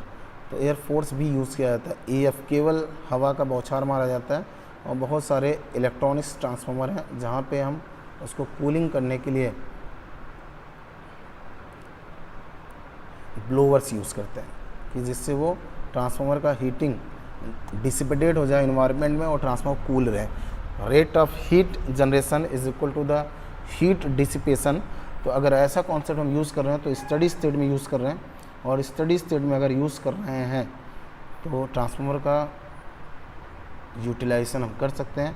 अगर हीटिंग ज़्यादा हो रहा और कूलिंग कम हो रहा तो उसका हम रेटिंग फुल रेट तक उसका यूज़ नहीं कर पाएंगे।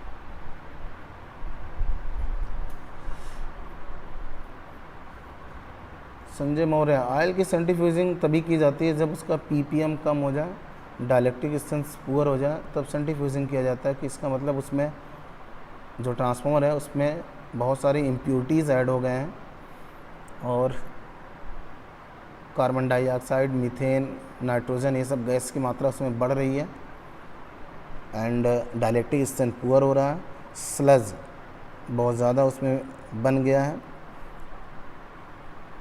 ppm आपका ज़्यादा है। तो ऐसे कंडीशंस पे हम सेंट्रीफ्यूजिंग करते हैं। ठीक, तो उसकी टेस्टिंग होती है, लेबोरेटरीज़ में टेस्टिंग होती है, लैब में जाता है, ppm OPM टेस्ट होता है, उसके बाद ही सेंट्रीफ्यूजिंग प्रोसेस करते हैं। अब तो एक नियम बन गया कि 3-4 साल बाद आप उसको करा ही लो। नेक्स्ट आपके पास नेक्स्ट आएगा OF AF, that's mean is oil forced and air forced. तो ऑयल फोर्सली इसके लिए भी आपका पंप लगा रहेगा, एंड एयर फोर्स के लिए आपके फ़ैन लगे रहेंगे, जिसको हम लोग कूलिंग फैंस बोलते हैं। तो ऑयल भी पंप के द्वारा सर्कुलेट होगा, उसके साथ साथ ट्रांसफार्मर के मेन टैंक पे हम लोग फ़ैन लगा के रखे रहेंगे, उसको भी चालू करे रखे रहेंगे।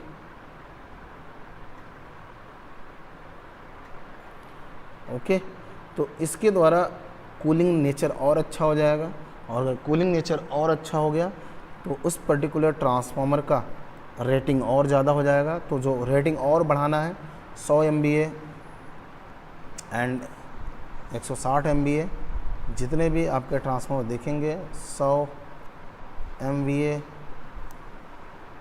160 MVA, 200 MVA, 315 MVA। अब देखिएगा इन सब में आपको दिखेगा ऑयल फोर्स भी होगा, एयर फोर्स भी होगा। ये आपका 40 MVA, 20 MVA, 10 MVA, 63 MVA, इन सब के ट्रांसफार्मर दिखेंगे। Oil natural and air force होगा। दस में जैसे जैसे रेटिंग बढ़ रही है वैसे से हम उसका कूलिंग बढ़ा रहे हैं, क्योंकि जब तक हम उसका कूलिंग अच्छा नहीं करेंगे तब तक थर्मल लिमिट्स हम इंक्रीज़ नहीं कर पाएंगे। तो ऐसे जगहों पे ये भी यूज़ किया जाता है। ओके, नेक्स्ट आपके पास आएगा 6 number OF, AF, WF। Water force से भी हम लोग कूलिंग करते हैं। रेटिंग और अच्छा करना है, 500 MVA, 1000 MVA, इन सब का ट्रांसफार्मर डिज़ाइन करना है। तो ऐसे कंडीशंस में हम लोग वहाँ वाटर कूलिंग भी प्रोवाइड करेंगे। ऑल्सो हम लोग वाटर कूलिंग साथ साथ हाइड्रोजन कूलिंग भी यूज़ कर सकते हैं एंड नाइट्रोजन कूलिंग भी यूज़ कर सकते हैं। तो ये भी आपको देखने को मिलेगा कि साइज़ बहुत ज़्यादा है, 500 MB है, 1000 MB है, तो वहाँ पे कूलिंग और अच्छा करना है तो एट दैट कंडीशंस में एज़ पर डिज़ाइन हो, जैसा आप डिज़ाइन करवा रहे हो कूलिंग नेचर देख के, तो OF AF यूज़ कर सकते हो या चिल्ड हाइड्रोजन का कूलिंग यूज़ कर सकते हो या चिल्ड नाइट्रोजन गैस का भी कूलिंग यूज़ कर सकते हो।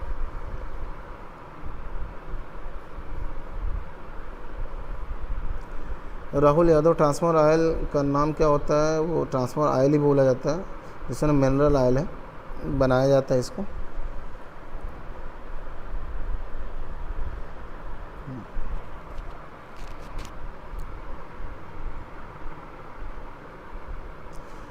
प्रिंस कुमार, ऑयल में जो गैस है उसको हम यहाँ नहीं चेक करते हैं, वो जाता है आपका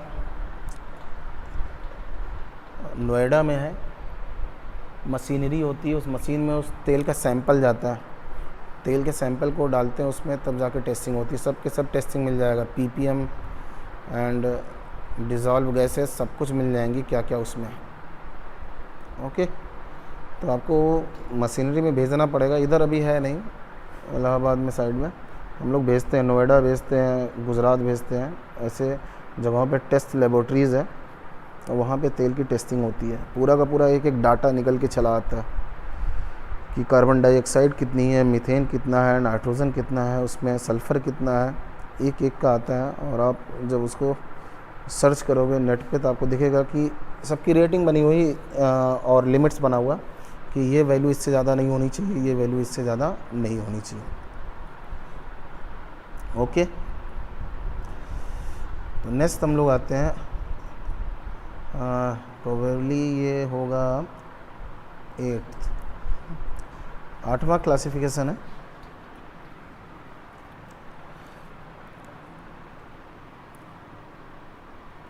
on the basis of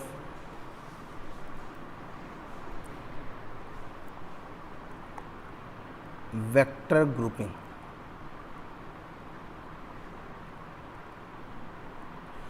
Remember the point, vector grouping is the very important factor for the parallel operation of the transformer।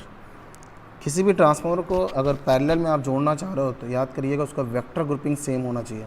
तो जब तक वेक्टर ग्रुपिंग हमें नहीं पता चलेगा तब तक हम नहीं बता पाएंगे कि कि वहाँ पे पॉसिबिलिटीज़ है कि ट्रांसफार्मर पैरेलल में चल सकता है कि नहीं चल सकता। तो जो भी ट्रांसफार्मर होते हैं सबके ऊपर नेम प्लेट में वेक्टर ग्रुप लिखा हुआ मिलेगा आपको, कि उनके नेम प्लेट में वेक्टर ग्रुप लिखा रहता है कि this one is a vector group of this transformer and this one is a vector group of this transformer. तो कहीं कहीं आप देखेंगे ऐसा लिखा मिलेगा स्टार स्टार ऐसे, फिर ज़ीरो, ठीक है, डेल्टा डेल्टा ज़ीरो ऐसे लिखा हुआ मिलेगा, एंड स्टार डेल्टा वहाँ भी मिल जाएगा, 11 ऐसे कुछ मिल जाते हैं। तो इनको देखना है कि व्हाट इज़ द मीनिंग। तो सबसे पहला आता है कि वेक्टर ग्रुप क्या होता है।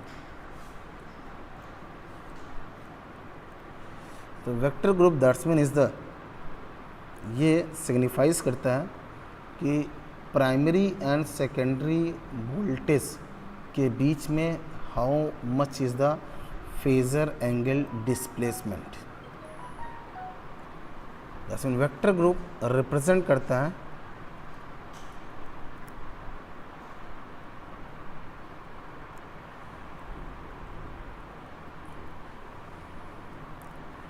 Between primary and secondary voltage.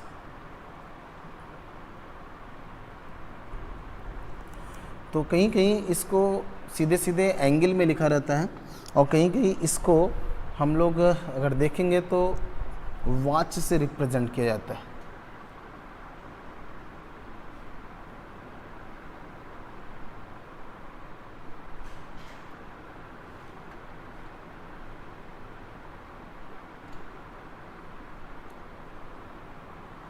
तो वेक्टर ग्रुप को जानना पड़ेगा कि कैसे हम रिप्रेजेंट करेंगे phasor displacement between primary and secondary voltage, और जब तक वो नहीं पता चलेगा तब तक वेक्टर ग्रुप हमें क्लियर नहीं हो पाएगा कॉन्सेप्ट।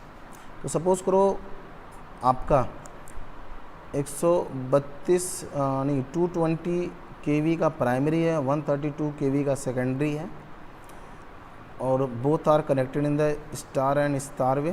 तो ध्यान से देखना, अगर अभी इसका फेज़र बनाए, प्राइमरी भी स्टार है, स्टार का फेज़र यही होता है कि तीनों के मैग्नीट्यूड सेम हो और एक दूसरे से 120 अंश डिस्प्लेस्ड हों, तो हम लोग कहते हैं कि दिस इज स्टार कनेक्शन। और यहाँ पे आपको केवल फेज़ वोल्टेज देखने को मिलेगा, फेज़ वोल्टेज देखने को मिलेगा। तो मैग्नीट्यूड ज़्यादा है तो फेज़र लेंथ भी ज़्यादा होगा।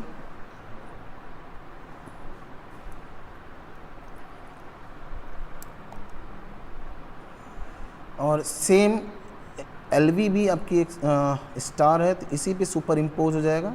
HV उधर है, LV इधर है। तो देखो HV और LV के बीच में फेज एंगल डिस्प्लेसमेंट 0 अंश है, तो देयरफॉर इसको आप 0 0 कर सकते हो। और इसी को हम अभी देखिएगा वॉच से भी देखेंगे, तो वहाँ पे आपको दिखेगा कुछ और दिखेगा, तो वो भी देखने को मिल जाएगा। ये डिपेंडेंट होगा कौन मैन्युफैक्चरर है और वो किस तरह से वेक्टर ग्रुपिंग को रिप्रेजेंट करना चाह रहा है। ठीक है, तो अभी सब दिख जाएगा कि कैसे दिखा रहा। तो देखो ये पर्टिकुलर जो कंपनी है, वाई प्राइमरी को कैपिटल से लिख दें, neutral and small Y that's mean is a secondary neutral, और लिख दिया 0, दैट्स मीन इन दोनों के बीच का वेक्टर ग्रुप 0 है। इसका मतलब यही है कि प्राइमरी वोल्टेज और सेकेंडरी वोल्टेज दोनों के बीच में फेज एंगल डिस्प्लेसमेंट 0 है। ओके, वेक्टर ग्रुपिंग हमें 100% रिमेंबर रखना होगा कि वेक्टर ग्रुप अगर हम याद नहीं कर पाएंगे तो पैरेलल ऑपरेशन नहीं होगा, क्योंकि डिफरेंशियल रिले आपको पता है ऐसे पॉइंट्स पे लगाए जाते हैं जहाँ पे न तो एंगल डिस्प्लेसमेंट हो ना तो मैग्नीट्यूड का डिफरेंस हो। अगर एंगल में डिस्प्लेसमेंट होगा या मैग्नीट्यूड में होगा, आपने पढ़ा होगा एसी ब्रिज में आपने पढ़ा होगा, अगर दोनों में से कोई भी मैच नहीं किया क्राइटेरिया, एंगल क्राइटेरिया या मैग्नीट्यूड क्राइटेरिया, तो उसके डिटेक्टर से करंट पास होगा। वही detector is the differential relay, तो तुरंत के तुरंत ट्रांसफार्मर आपका ट्रिप हो जाएगा। ओके, नेक्स्ट अगर हम देखें, अभी एंगल से देख रहे हैं, अभी वॉच से भी देख लेंगे वेक्टर ग्रुप। देखो प्राइमरी आपका सपोज करो स्टार है,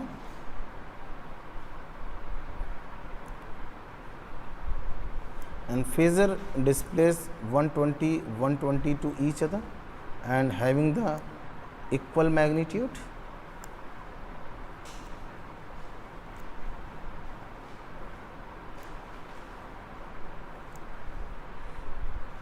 तो प्राइमरी इज द स्टार, लेकिन सेकेंडरी डेल्टा है, दैट्स मीन ये VR है, ये VB है, and this one is a VY है। ओके, अब सेकेंडरी आपका डेल्टा हो गया, delta that's mean is this winding,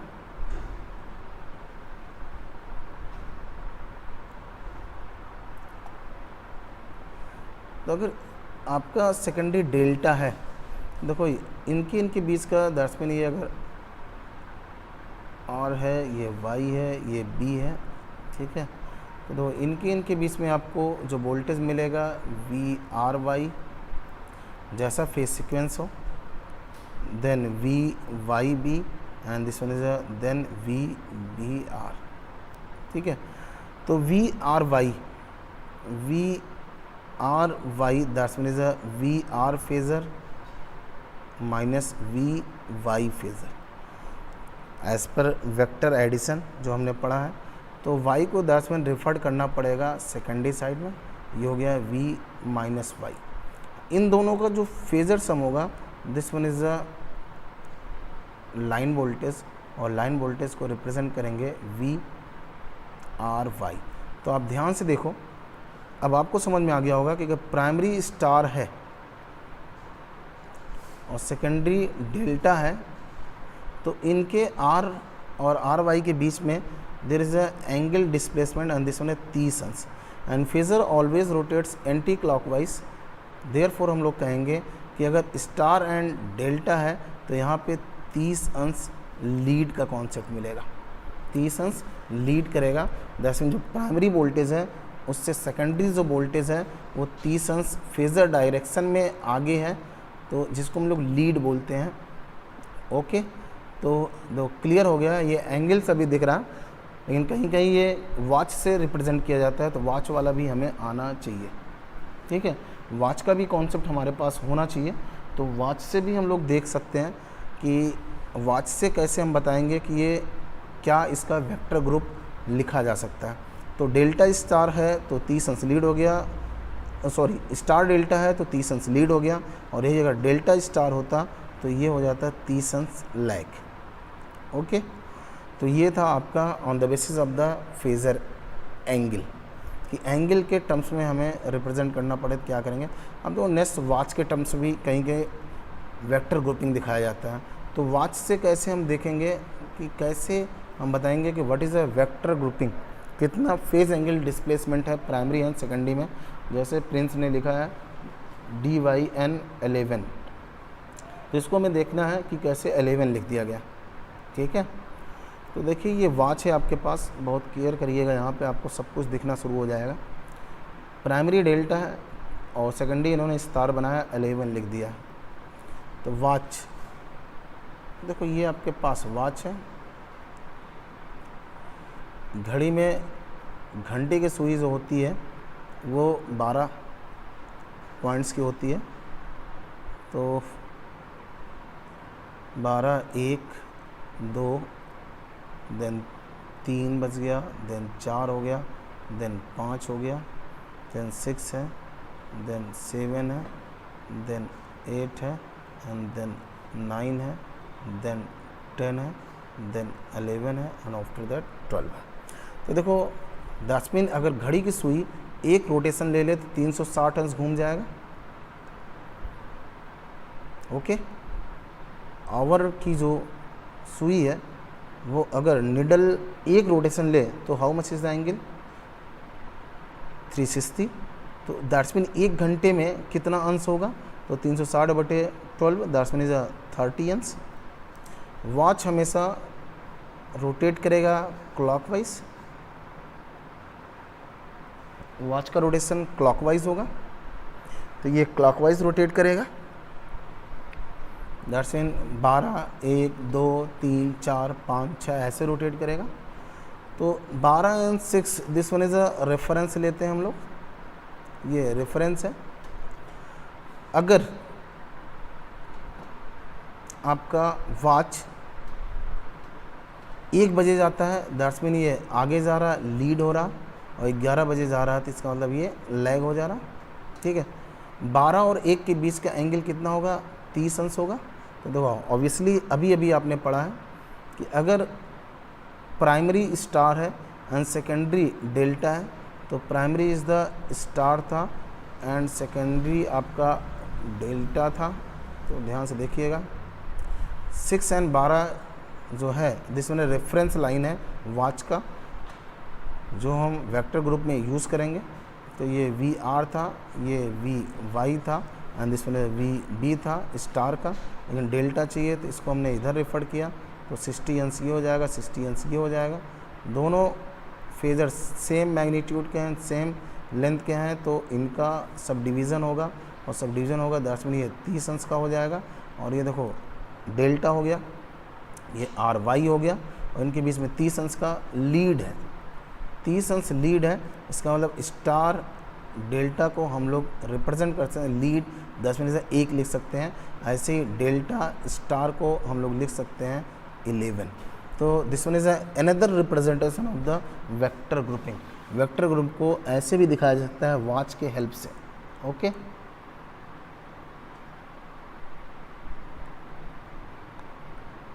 any confusion?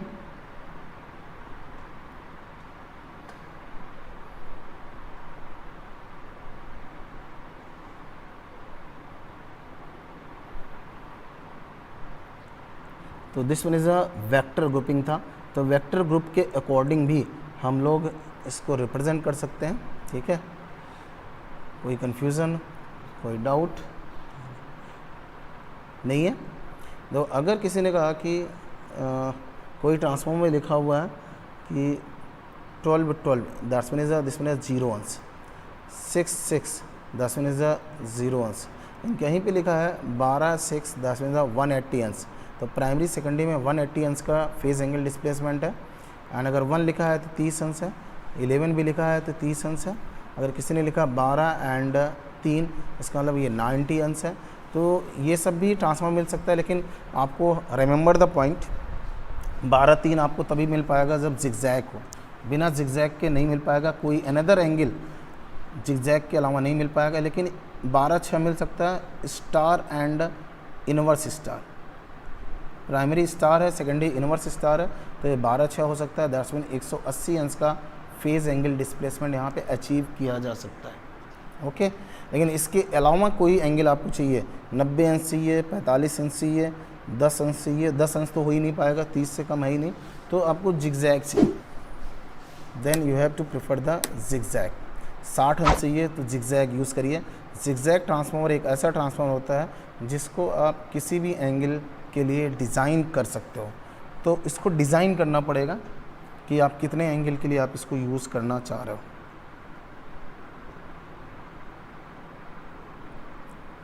Okay. Next हम लोग आते हैं on the basis of the instrumentation purposes. शायद ये आपका हो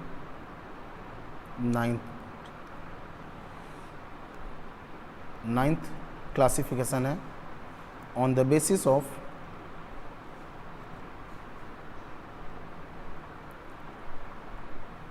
इंस्ट्रूमेंटेशन पर्पस। तो इंस्ट्रूमेंटेशन पर्पस के लिए भी इसका हम लोग यूज़ कर सकते हैं।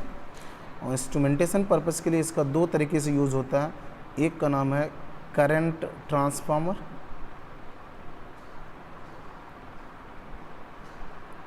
And second one is the voltage और potential transformer.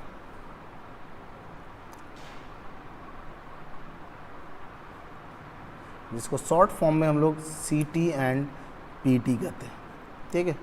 CT is the step up transformer,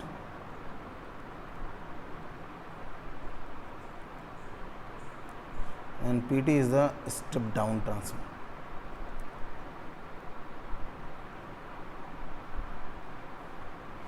तो जो इंस्ट्रूमेंटेशन के लिए यूज़ किया जा रहा है, instrumentation that's mean measurement and protection के लिए यूज़ हो रहा है। तो CT एंड PT का यूज़ यहाँ पे यूज़ किया जाता है पावर सेक्टर के द्वारा। 2 ही यूज़ है, पहला मेजरमेंट के लिए यूज़ हो रहा है एंड दूसरा इसका यूज़ है प्रोटेक्शन के लिए। बट आप इंडस्ट्री में जाओगे तो एक तीसरा यूज़ आएगा, कंट्रोलिंग का भी आएगा। अगर किसी इंडस्ट्री में जाओगे जहाँ पे आर्क फर्नेस लगा हुआ है, वहाँ पे देखोगे आप ये इंस्ट्रूमेंटेशन जो पर्पस के लिए ट्रांसफार्मर है उसका यूज़ एज ए कंट्रोलिंग के लिए भी यूज़ होता है। तो ये नेक्स्ट आपका क्लासिफिकेशन था इंस्ट्रूमेंटेशन पर्पस के लिए। तो ये 2 तरीके के होते हैं, एक का नाम है CT और दूसरे का नाम है PT।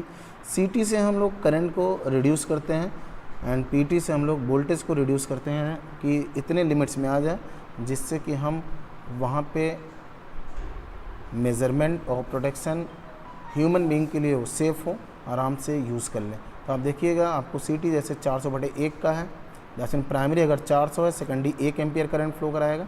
ऐसे PT आप देखिएगा 132 kV ऑब्लिक 110 वोल्ट, जैसे 132 kV के वोल्टेज को वो 110 वोल्ट के वोल्टेज में कन्वर्ट कर देगा। तो ह्यूमन बीइंग के लिए कोई अनसेफ प्लेस नहीं रहेगा, वहाँ पे वो काम कर सकता है,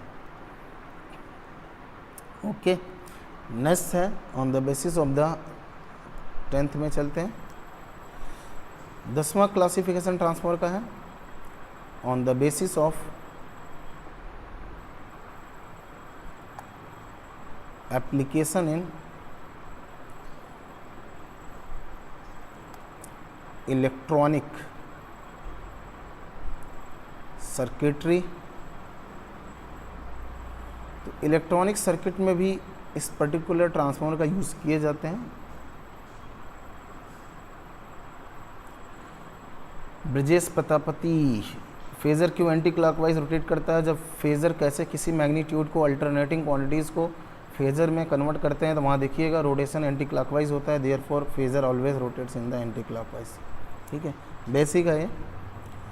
तो on the basis of application in electronic circuitry, again transformer बहुत सारे कैटेगरीज में डिवाइड किया गया है। सबसे पहला है आपके पास isolating transformer. Isolating transformer electronic circuit में तब यूज़ किया जाता है जब हमें ये रिक्वायरमेंट होता है कि हम उस पर्टिकुलर इलेक्ट्रॉनिक सर्किटरी में केवल एसी अल्टरनेटिंग क्वांटिटीज़ को फॉरवर्ड करें, डीसी को ब्लॉक कर दें। तो डीसी को ब्लॉक करने के लिए हम लोग यहाँ यूज़ करेंगे जिसका नाम होगा आइसोलेटिंग ट्रांसफार्मर। ठीक है, for blocking of DC signals, DC signals को ब्लॉक करने के लिए यूज़ होगा जिसका नाम होगा आइसोलेटिंग ट्रांसफार्मर। सेकंड आपके पास आएगा पल्स ट्रांसफार्मर।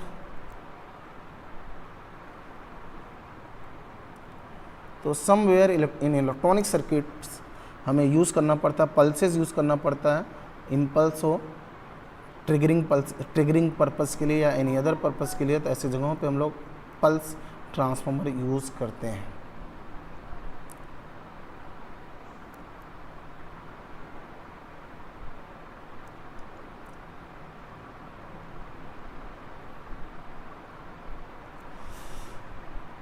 नेक्स्ट हमारे पास आता है मैचिंग ट्रांसफार्मर या impedance matching transformer.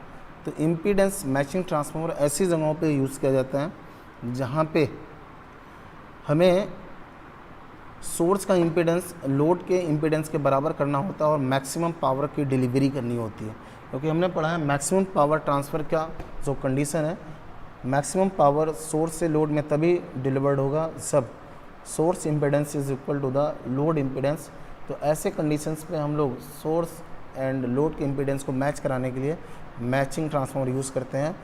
And this one is a tapped transformer. बहुत सारे टैपिंग निकला रहता है और टैपिंग को चेंज करके इम्पीडेंस को वेरिएशन में लाते हैं और इससे हम मैच कराते हैं कि सोर्स का इम्पीडेंस लोड के इम्पीडेंस के बराबर हो गया, तब जाके हम इसका यूज़ करते हैं।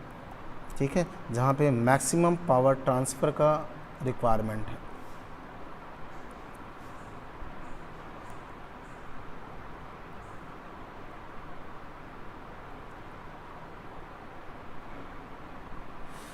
नेक्स्ट हमारे पास आता है फिलामेंट ट्रांसफार्मर। ये सब इलेक्ट्रॉनिक सर्किटरी में यूज़ होते हैं। तो फिलामेंट ट्रांसफार्मर जनरली यूज़ किया जाता है as a igniter for the vacuum tubes, जो आपके इग्निशन के लिए यूज़ होता है कि इग्नाइट कर दें। तो ऐसे जगहों पे हम लोग यूज़ करेंगे filament transformer.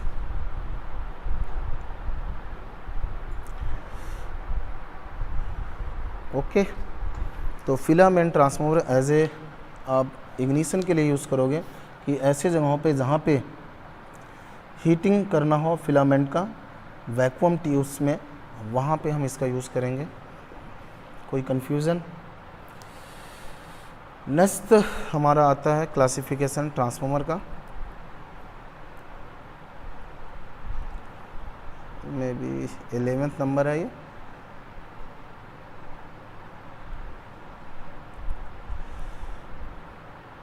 Special purpose transformer.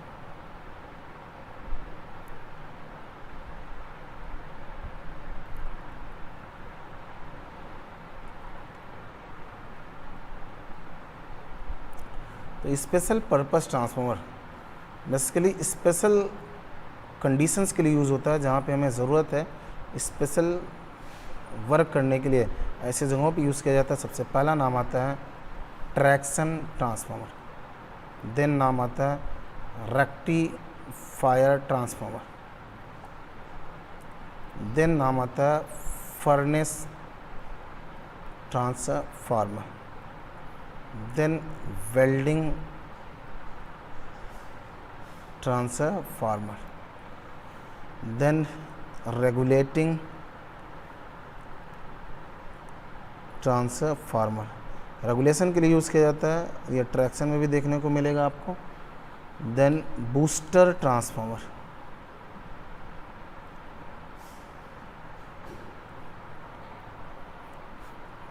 Then phase shifting transformer. तो ये सब स्पेशल पर्पस के ट्रांसफार्मर हैं जो यूज़ करने पड़ते हैं स्पेशल कंडीशंस पे। तो इसका भी डिज़ाइन करना पड़ता है कि कैसे इसको हम डिज़ाइन करें। ओके, तो this one is all over the classification of the transformer. तो ये हमारा ख़त्म होता है ट्रांसफार्मर का। अभी हम लोगों ने केवल और केवल क्लासिफिकेशन किया है, अभी हम लोगों ने प्रिंसिपल स्टडी नहीं किया है कि कैसे उसका प्रिंसिपल स्टडी करेंगे। स्टेप बाय स्टेप हम लोग आगे बढ़ते जाएंगे और एक एक चीज़ आपका कंप्लीट होना शुरू हो जाएगा। ओके, तो कल हम लोग पढ़ेंगे मैन्युफैक्चरिंग या कंस्ट्रक्शन ऑफ द ट्रांसफार्मर, उसके साथ साथ working principle of the transformer. Isolating transformer किस कैटेगरी में आता है? इलेक्ट्रॉनिक सर्किटरी में आता है। Prince Kumar. Earthing transformer, this one is a zigzag transformer. तो जिगजैग हमने ऑलरेडी क्लासिफाइड कर लिया है, तो लिखना हो यहाँ पे लिख भी सकते हैं आप। This one is a earthing transformer. Okay, तो क्रॉस ओवर होती है। किसी को और कोई कन्फ्यूज़न है? मैं क्लास ओवर कर रहा हूँ, किसी को और कोई कन्फ्यूज़न है?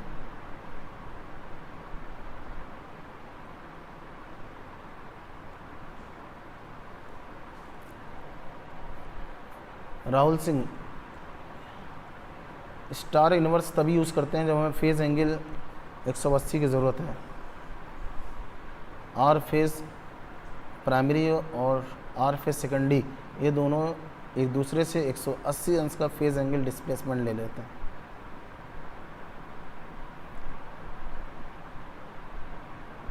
हाँ, isolating transformer as a filter की तरह काम करेगा। तो क्लास ओवर होती है, ठीक है।